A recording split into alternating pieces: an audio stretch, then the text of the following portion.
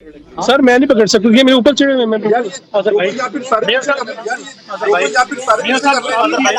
मियां साहब आप पे एक बार से पाकिस्तान जा रहे हैं दोबारा 7, 18 और इस दफा आपको एक बार फिर जाना पड़ रहा है जिला वतनी के बाद। क्या समझते हैं ये कैसा साइकिल है और किस तरह के आप देखते हैं इसको और आप जब इस दफा जा रहे हैं जी आप कैसे देखते हैं इस सारे मामले को और खास तौर पे आप जो मुल्क के हालात हो गए हैं 2017 में जब आपकी हुकूमत गई थी और अब इसमें जो फर्क है 5 साल तबाही हुई है जब आपको निकाला गया पनामा के नाम पे कामा से, तो क्या इसके असरात आप देखते हैं मुल्क पे हुए हैं? आज पाकिस्तान जा रहा हूँ 4 सालों के बाद अच्छी महसूस कर रहा हूँ अल्लाह के फजल करम से। और जब मैं पाकिस्तान छोड़ रहा था जा रहा था बाहर थोड़ा फीलिंग्स बिल्कुल नहीं थी, बल्कि कोई खुशी की फीलिंग्स नहीं थी। आज खुश हूँ लेकिन पाकिस्तान के हालात से ज़रा मुस्तैद भी और मैं समझता हूँ कि बहुत ही अच्छा होता अगर जैसे कि मैं आज जा रहा हूँ और बहुत अच्छा होता कि आज 2017 के मुकाबले में हालात बेहतर होते, लेकिन 2017 के मुकाबले में हालात बेहतर नहीं है। तो ये देख के बड़ी परेशानी होती है, बहुत दुख होता है कि हमारा मुल्क जिसको कि आज तरक्की की बुलंदियों पे होना चाहिए था वो आगे जाने की बढ़ने की बजाय वो पीछे चला गया है, से पीछे चला गया है। इक़्तिसादी लिहाज से, मुआशरी लिहाज से, मुआशरती लिहाज से और फिर लोगों के हालात आप देखकर आप खुद भी जानते हैं कि कितने इज़्तिराब वाले हालात हैं, परेशान कुन हैं। लेकिन उम्मीद की किरण है, उम्मीद को हासिल ही जाने देना चाहिए। हम इस काबिल हैं कि हम अब भी अपने हालात को ठीक कर सकते, क्योंकि हमने बिगाड़े भी खुद ही हैं।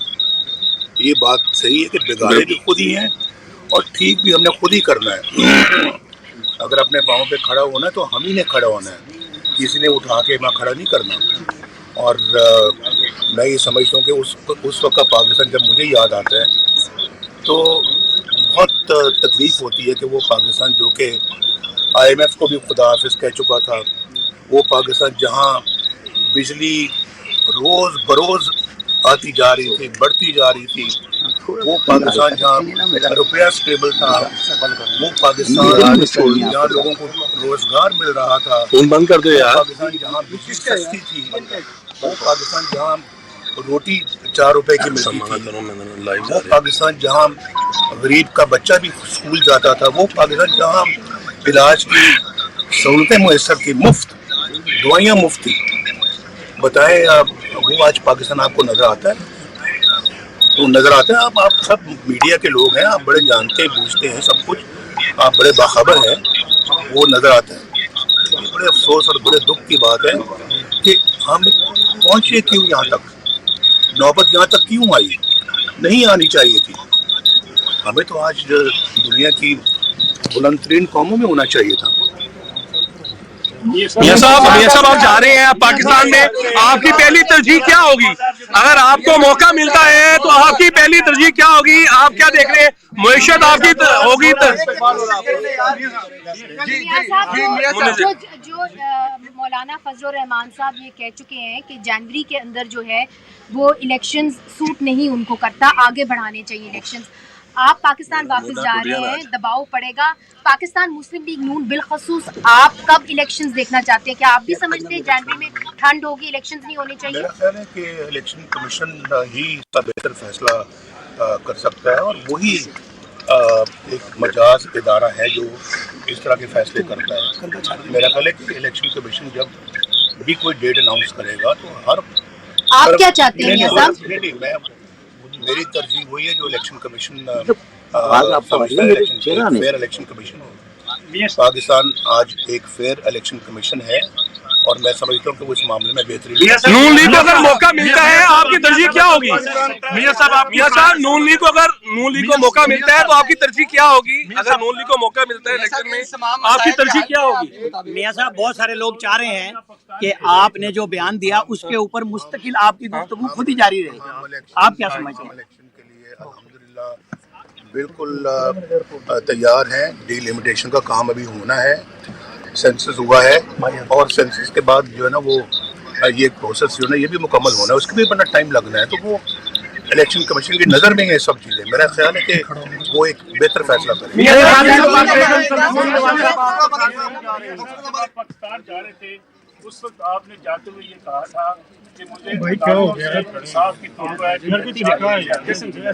आज आप एक बार फिर पाकिस्तान जा रहे हैं।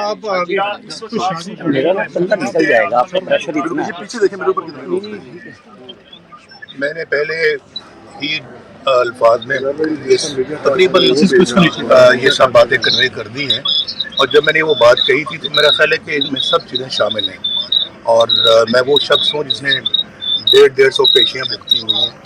ना सिर्फ मैंने, मेरी बेटी ने, और बिल आखिर बेटी को भी क्लीन चिट मिली कोर्ट से और मिलनी थी वो किसी ना ओहदे पर फाइज थी जब मैं वज़ीर आज़म था, जब हमारी गवर्नमेंट थी, ना उनके पास कोई ऑफिस था, ना कोई वजीर थी, ना बशीर थी, तो उनको तो ऐसे धर दिया था उन्होंने।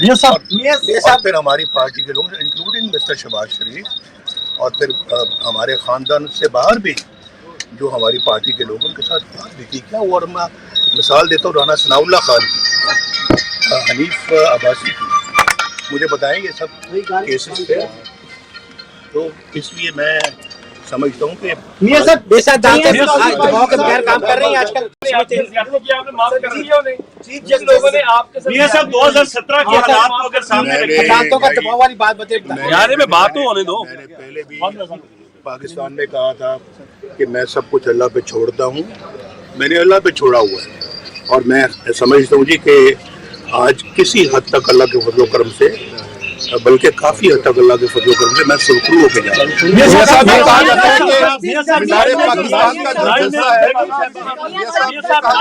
पाकिस्तान आर्मी पे अटैक्स हुए, जो पीटीआई की तरफ से 9 मई को पाकिस्तान आर्मी पे अटैक्स हुए, उसका आपका क्या मौका? 9 मई के हवाले से हम ठहरे 9 मई के हम 28 मई वाले हैं, हम 9 मई वाले नहीं हैं। पाकिस्तान का चर्चा जो है वो सियासत बदलता है। आज के चर्चे के ऊपर आप क्या कहेंगे? वेट यार, बाजू ने छोड़ो मेरा।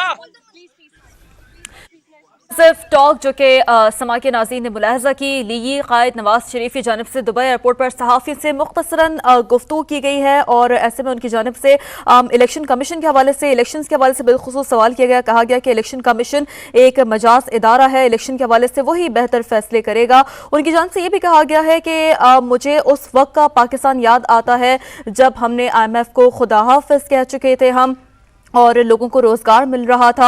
दुख होता है कि पाकिस्तान आगे जाने के बजाय पीछे चला गया है। मौशी लिहाज से, माशरती लिहाज से पाकिस्तान 2017 से बहुत पीछे चला गया है। उनकी जानिब से ये भी कहा गया है, जो बॉडी लैंग्वेज उनकी जानिब से दी गई वो कहा गया है कि आज मैं खुश हूँ और अच्छा महसूस कर रहा हूँ। साथ साथ उनकी जानिब से ये भी सवाल किया गया 9 मई के हवाले से, जिस पर उनकी जानिब से कहा गया कि हम 28 मई वाले हैं, 9 मई वाले नहीं।